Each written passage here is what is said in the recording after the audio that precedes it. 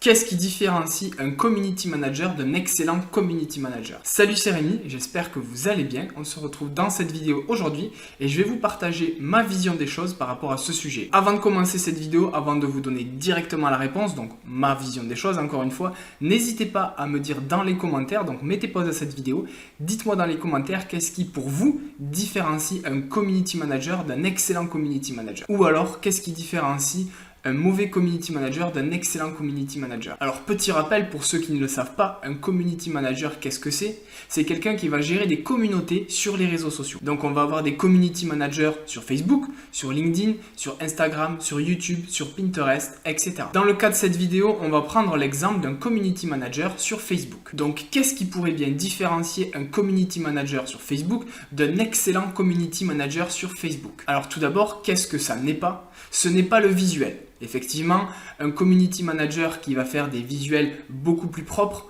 aura beaucoup plus de clients, aura beaucoup plus de résultats. Mais c'est pas ça qui va différencier un community manager d'un excellent community manager. Ce n'est pas non plus le nombre de posts qu'il va publier par semaine. Un excellent community manager n'est pas quelqu'un qui va bourriner sur Facebook, n'est pas quelqu'un qui va publier le plus de posts possible sur Facebook. Rappelons-le, quand on fait appel à un community manager qui est généralement un prestataire externe, c'est pas souvent une agence de communication, c'est généralement quand même un freelance qui s'occupe des réseaux sociaux ou c'est même des fois le petit stagiaire de l'entreprise. Rappelons que du coup l'objectif de faire appel à des services de community management, c'est de générer des clients supplémentaires grâce aux réseaux sociaux. C'est donc de créer une audience, de fidéliser les personnes qui nous suivent sur les réseaux sociaux, de générer de nouveaux abonnés. L'objectif n'est pas de publier le plus possible, mais bien de générer de nouveaux clients ou de fidéliser les clients actuels. Donc il doit y avoir une réflexion qui doit être mise en place. Une réflexion avec une stratégie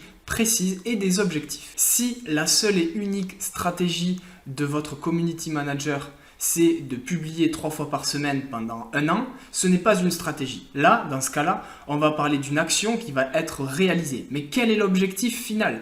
Quel est l'engagement, quel est le nombre d'abonnés actuels et vers quoi on veut tendre, vers combien de clients supplémentaires on veut générer grâce aux réseaux sociaux. Alors bien évidemment, le nombre de clients, le nombre de conversions qui vont être réalisées grâce aux réseaux sociaux, c'est quelque chose qui est difficile à traquer.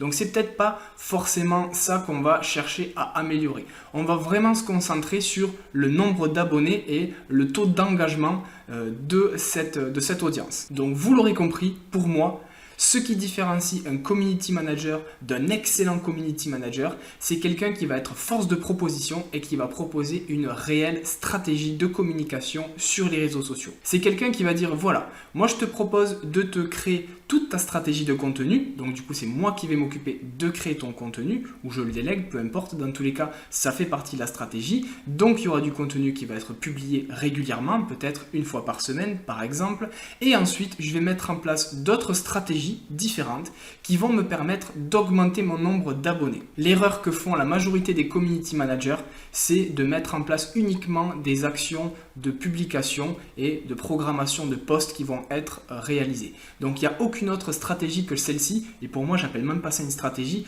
j'appelle juste ça de la création de contenu.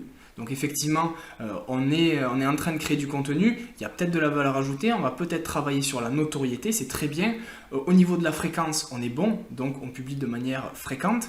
Par contre, il n'y a aucune action qui est mise en place pour augmenter le nombre d'abonnés et donc le nombre de clients. Donc qu'est-ce qu'il faudrait faire en fait pour devenir un excellent community manager ? Quelles actions il faut mettre en place pour justement augmenter ce nombre d'abonnés? Il va falloir chercher premièrement à essayer de trouver des posts viraux, donc qui vont faire le buzz. Donc ça peut passer par des vidéos courtes, des vidéos longues, ça peut également passer par des sujets d'actualité, des sujets à débattre, des choses où on va traiter d'idées préconçues, on va démonter des idées préconçues également. L'idée c'est de réellement essayer de faire le buzz. Ensuite, il y a également le fait d'aller voir des pages qui sont similaires ou on va dire complémentaires à notre activité et d'essayer d'établir des partenariats. Voilà, est-ce que tu peux repartager par exemple l'un de mes posts et moi je fais la même chose de mon côté, comme ça derrière du coup on va montrer nos différentes pages chacune et on va augmenter notre visibilité, on va toucher d'autres personnes et on va générer de nouveaux abonnés. Ça peut être également le fait de rejoindre des groupes où vraiment on va retrouver notre avatar, notre client cible. Et il existe plein d'autres stratégies rattachées à l'objectif de augmenter son nombre d'abonnés. Donc si vous êtes community manager, s'il vous plaît, ne faites pas que publier sur les réseaux sociaux. Mettez en place une stratégie, proposez des guides complets à vos clients que vous offrez sous forme d'e-book ou de formation en vidéo qui expliquent les bonnes pratiques. Proposez à votre client qu'il vous accompagne, c'est-à-dire que vous n'êtes pas spécialiste de son métier. Donc vous avez besoin qu'il vous donne de la matière. N'allez pas forcément créer tout de A à Z. Faites en sorte que votre client soit actif, même quand vous avez une prestation en cours et mensuelle. Faites en sorte qu'il vous envoie du contenu, des choses actuelles. Donc par exemple, une nouvelle offre qu'ils sont en train de lancer. Ça peut être les actualités, une nouvelle recrue. Ça peut être l'achat d'un nouveau produit, l'investissement de l'entreprise dans un nouveau matériel. Dans tous les cas, si vous n'êtes toujours pas abonné à cette chaîne YouTube, je vous invite à le faire parce que je vois encore beaucoup de personnes dans les statistiques qui ne sont pas encore abonnées à cette chaîne YouTube.